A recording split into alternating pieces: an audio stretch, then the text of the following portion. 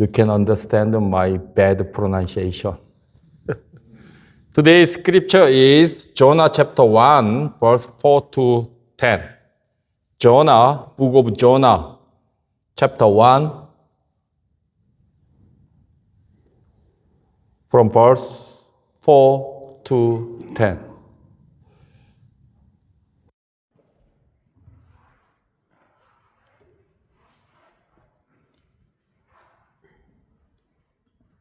But the Lord sent out a great wind on the sea, and there was a mighty tempest on the sea, so that the ship was about to be broken up. Then the mariners were afraid, and every man cried out to his God, and threw the cargo that was in the ship into the sea, to lighten the load. But Jonah had gone down into the lowest part of the ship, and lain down and was fast asleep. So the captain came to him and said to him, "What do you mean, sleeper? Arise, call on your God. Perhaps your God will consider us so that we may not perish." And they said to one another, "Come, let us cut the lot, that we may know for whose cause this trouble has come upon us." So they cut the lot, and the lot fell on Jonah. Then they said to him, "Please tell us, for whose cause is this trouble upon us? What is your occupation, and where do you come from? What is your country, and of what people are you?" So he said to them, "I am a Hebrew, and I fear the Lord, the God of heaven, who made the sea and the dry land." Then the men were exceedingly afraid and said to him, "Why have you done this?" For the man knew that he fled from the presence of the Lord, because he had told them. May God bless upon our public reading. So today, based on Jonah chapter 1, verse 4 to 10, I'd like to share a message about the great sovereign God who rules over all creation, and about his steadfast love. God commanded Jonah to go to Nineveh and cry out against it. However, Jonah fled toward Tarshish to escape the presence of the Lord. In response, God hurled a great wind upon the sea, so there was a mighty tempest on the sea. The mighty tempest was not merely a routine storm caused by natural weather patterns. It was a supernatural wind, intentionally sent by God to fulfill his specific purpose. God is the creator of all things and the sovereign ruler who governs the entire universe. Therefore, even the wind and the waves obey his command. Only Satan and human disobeyed God. All creation obeyed God, but only Satan and human disobeyed God. Please look at the wind obeyed God. When we look at Old Testament, the lions obeyed God, but only human and Satan. This wind was so fierce that even experienced mariners who were deeply familiar with the nature of the sea were overcome with fear. Over the years, these mariners had likely encountered countless great storms. Yet, they had probably never faced the tempest quite like this one. The tempest beat against their ship so violently that it was on the verge of breaking apart. Realizing they were in extreme peril and on the brink of death, they made every possible effort to escape the mighty tempest through their own strength. They cried out to their own gods and hurled their cargo into the sea to lighten the load. But all their human struggle was completely in vain.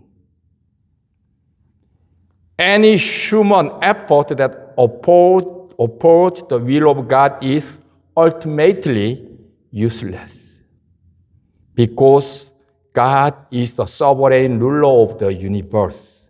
We must submit His order and His divine will.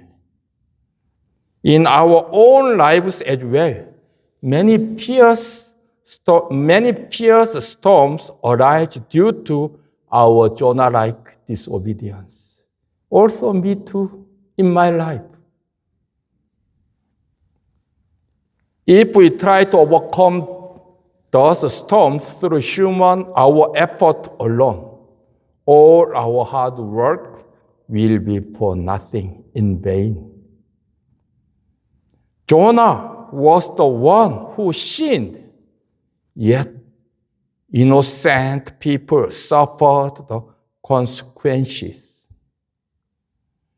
Through this scripture, we must realize just how vital we are as children of God.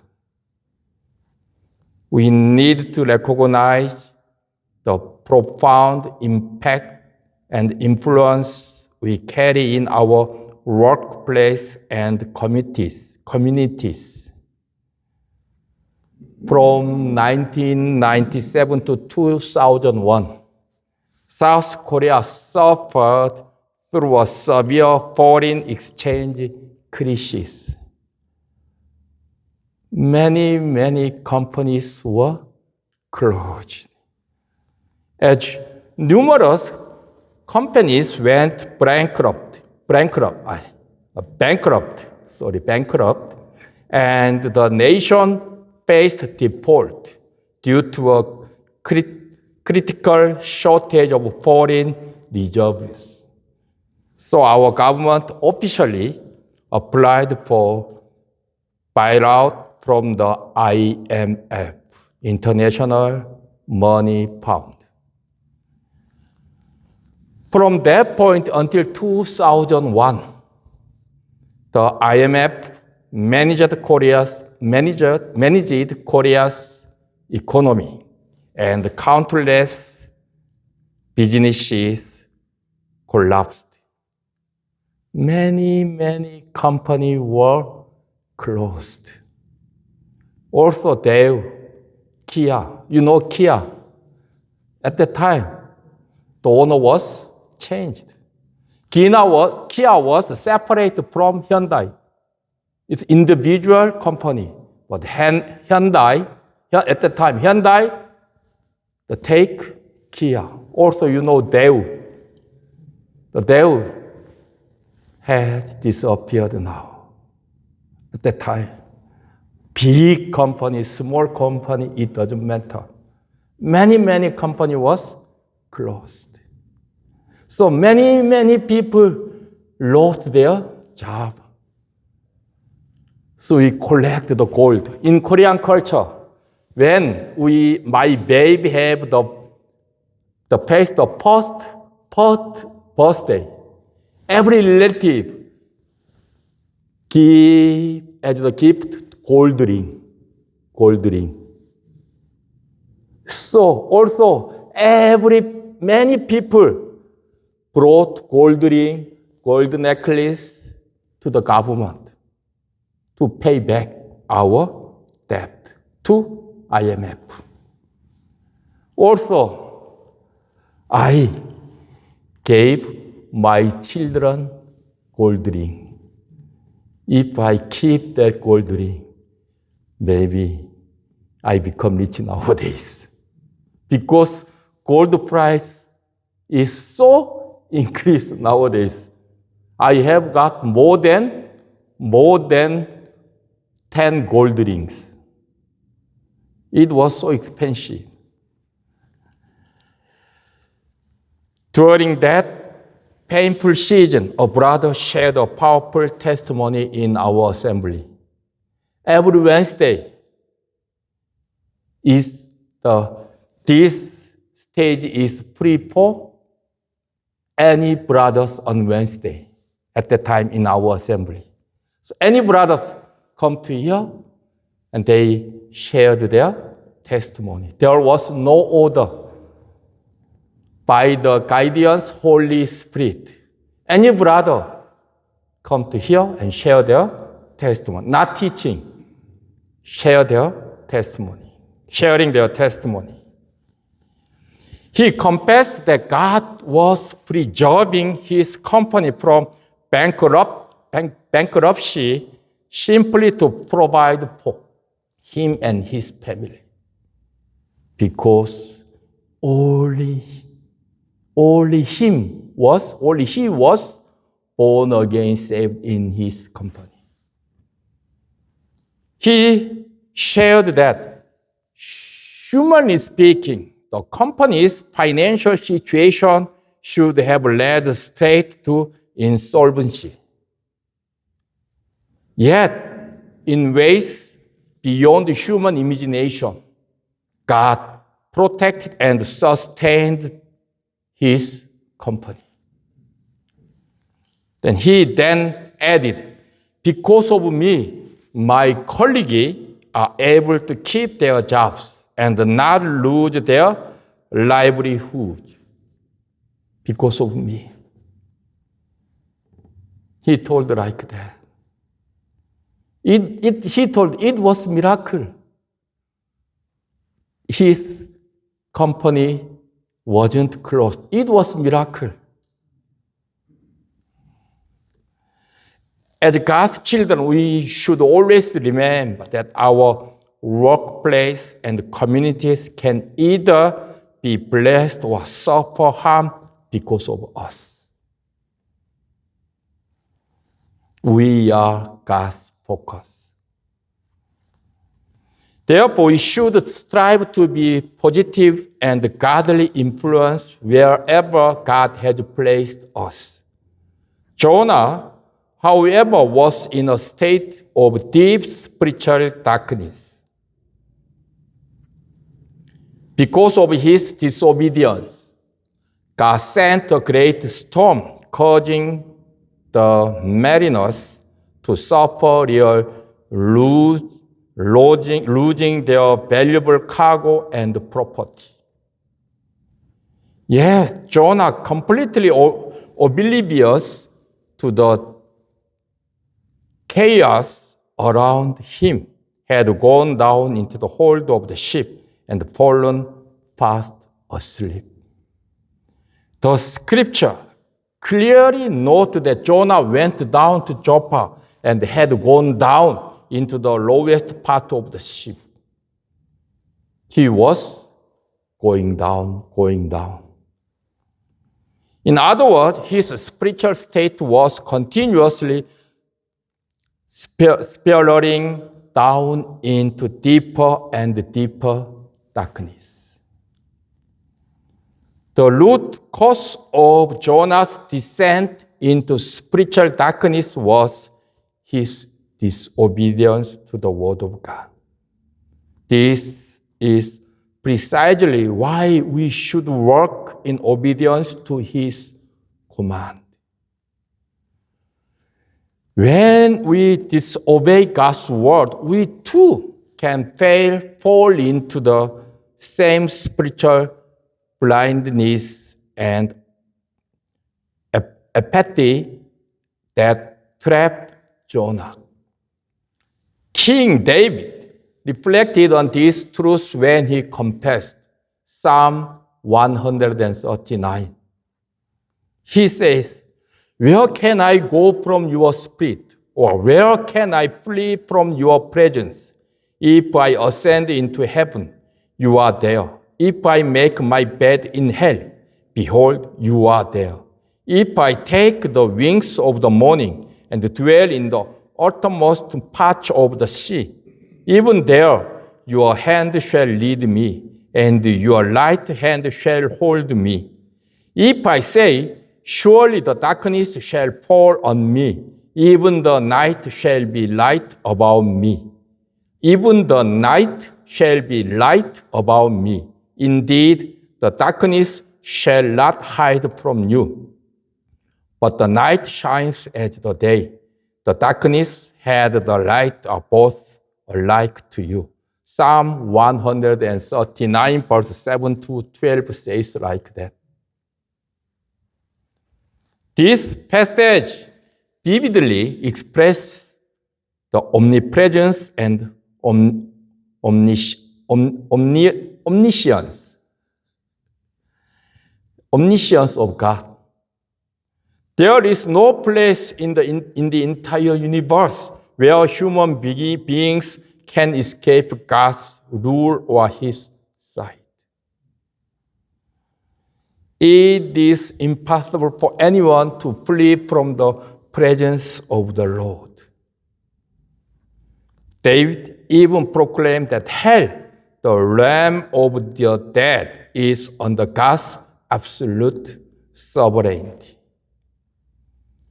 While human cannot see anything in the dark, to the God who creates and governs all things, even the darkness is as bright as daylight. Nothing hidden can be concealed from His sight. There is no place in all creation beyond the reach of God's hand. It was the same to Jonah. Even the mighty tempest that churned the sea around Jonah's ship was moved by that very hand. This was not merely God's judgment upon Jonah's disobedience, but the gentle, loving nature of God attempting to awaken him from his spiritual slumber. It was love of God toward Jonah. If this mighty tempest had been God's final judgment on Jonah's disobedience, Jonah would have surely perished. But Jonah wasn't perished. Also, God prepared for him big fishes. It was not God's judgment. It was God's love toward Jonah.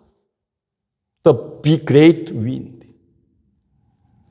In other words, this tempest was not an act of destruction, but the loving hand of God working to guide Jonah back to the right path. The scripture clearly reminds us that divine discipline is an expression of God's love. God uses this discipline as a loving instrument to correct the wrong steps of His children, leading them back onto the path of righteousness. That is why the Bible states that those who do not experience God's discipline are illegitimate children, not true sons and daughters. The parents love their children, so they discipline their children. It's the same. God loved Jonah, so God disciplined him to awake. Jonah, however, failed to recognize the loving hand of God in the midst of the mighty tempest. Therefore, God used the Gentile captain to awaken him from his spiritual stupor. Jonah was a prophet of Almighty God. Yes, here we are pagan captain shouting at God's prophet, asking, how can you sleep? In that moment, a foreigner was urging a prophet of God to wake up from his spiritual slumber. The captain even urged God's prophet to pray to his God. What a deeply shameful moment for prophet, the Jonah. Yet, even this humiliating rebuke was part of God's loving hand upon Jonah. God is the one who works all things together for good. Remarkably, even through Jonah's disobedience, God began to draw the Gentiles to himself.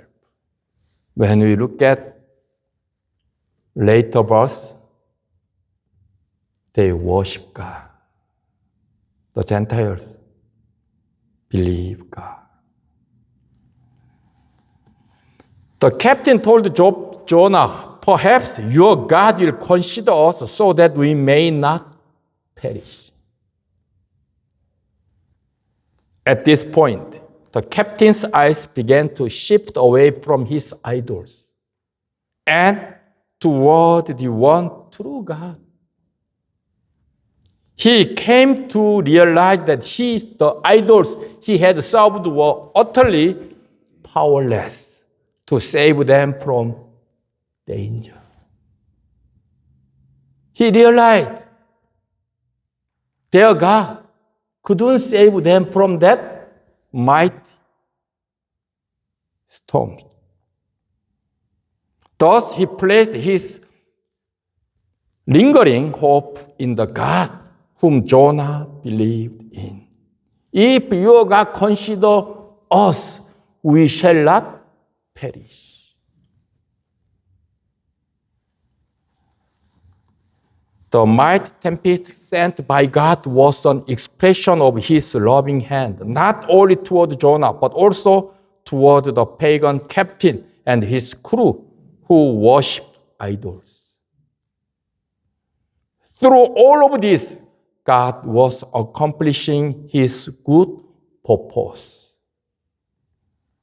Eventually, the mariners said to one another, come, let us cast lots to find out who is responsible for this calamity. In the ancient Near East, people didn't view unexpected massive disasters as mere natural phenomena. Instead, they believed such events were divine retribution, the anger of God invoked by someone's sin. Because of this worldview, the mariners were convinced that this mighty tempest was a divine calamity brought upon them due to someone's hidden transgression. So they proposed casting lots, and when they did, the lot fell directly on Jonah. As the scripture reminds us, the lot is cut into the left, but every decision is from the Lord. Proverbs chapter 16, verse 33 says, God used the very lot cut by this man to uncover Jonah's hidden sin. So yet, God didn't expose Jonah to condemn him. I think it was God's love. The scripture declare clearly that there is now no condemnation for those who are in Christ Jesus. Rather, God exposed Jonah's sin so that he might recognize his wrong, turn away from it, and return to a life of obedience. Here we catch a profound glimpse of just how deeply God loves us. God never gave up on Jonah, even when he was trapped in a deep spiritual slumber, and even when he actively rebelled against his word. God never forgave, never give up him. Jonah ran to escape the presence of the Lord, but God never for a moment abandoned Jonah. Even though Jonah left God's presence, God loved him.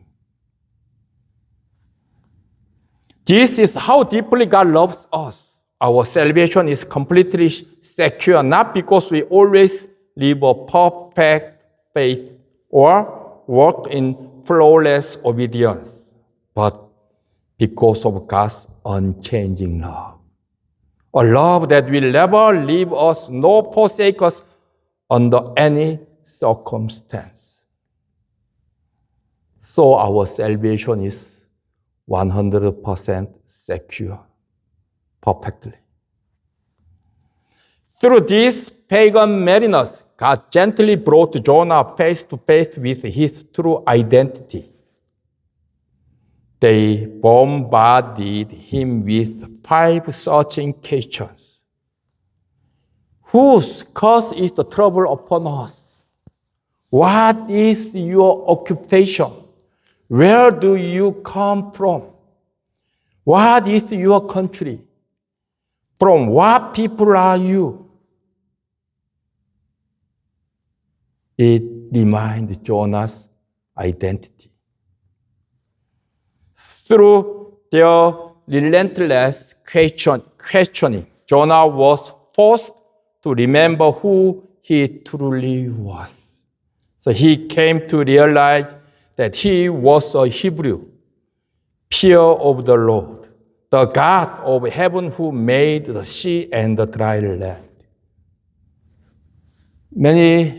The Bible teachers says in this scripture, Jonah believed in God with his mouth. It could be, but my opinion is different. They asked him, where are you from? Who are you? It makes Jonah realize who I am. What is my job? He was God's prophet. He reminded it.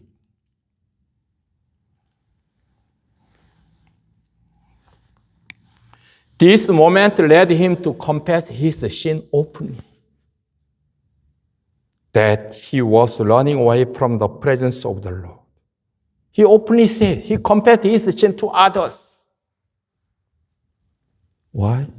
He realized who he is. This confession marks the very beginning of spiritual restoration. Only when we clearly understand and embrace our true identity in God can we stay spiritually awake and work in obedience to His word. Who I am. Who am I? I am child of God.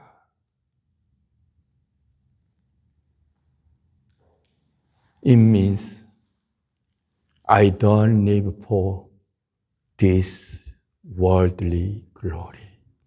I have to live for His glory.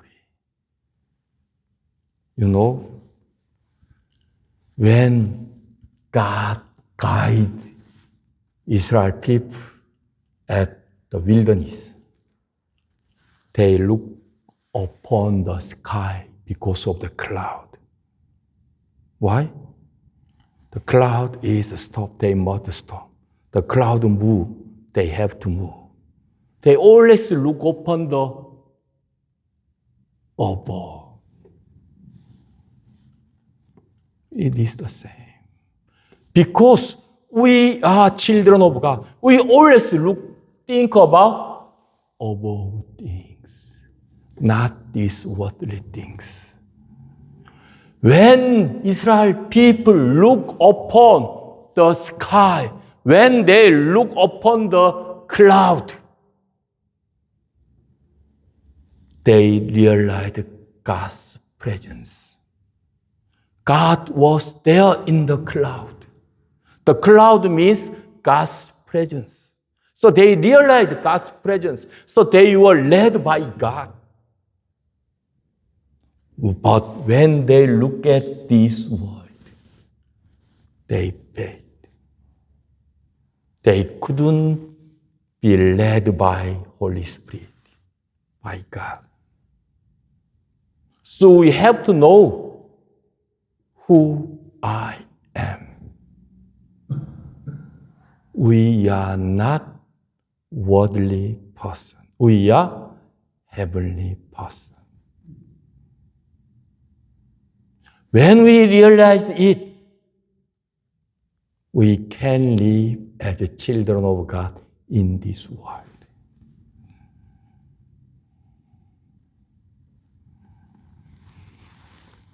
Through Jonah, we come to realize that even our ability to obey the Lord's word is entirely a gift of His grace. It was the Lord's grace and His steadfast love for Jonah that sent the great storm upon the sea. It was His grace and His love that exposed Jonah's hidden sin through the pagan sailors. It was His grace and His love that restored Jonah's true identity through their searching questions.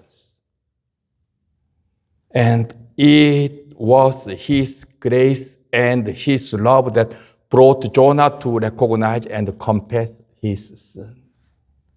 Not by himself. It was God's grace. So he realized what he did, what was his wrong.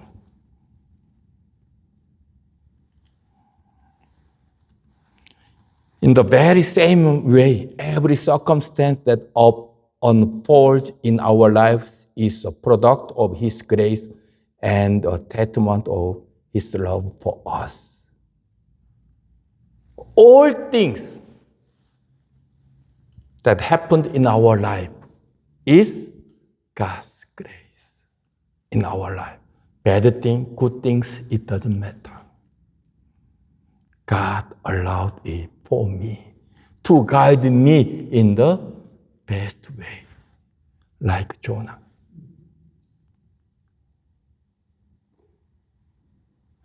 God knows our character. So God knows only this way can lead me in the right way. So God used that way, even though it was bad way in our sight. It is God's grace. It is love of God toward us. This is how deeply God loved us. This is the breathtaking greatness of our God. When we stand before such overwhelming greatness, we can only marvel in wonder, bow our knees before Him, and exalt His almighty name. Dear brothers and sisters, everything that happened in my life is God's grace. So Bible says, we always thanksgiving to God. All things we have to say, thank you, the Lord. It doesn't matter it is good things or bad things. It is God's grace. Because God loved me. God loves me. God allowed it to guide me in the best way. Even though Israel people was wilderness, God never forsake them. Even though Israel people sinned, God never forsake them. God guided them in the land of Canaan. He is our Father. Thank you for listening. Let's pray.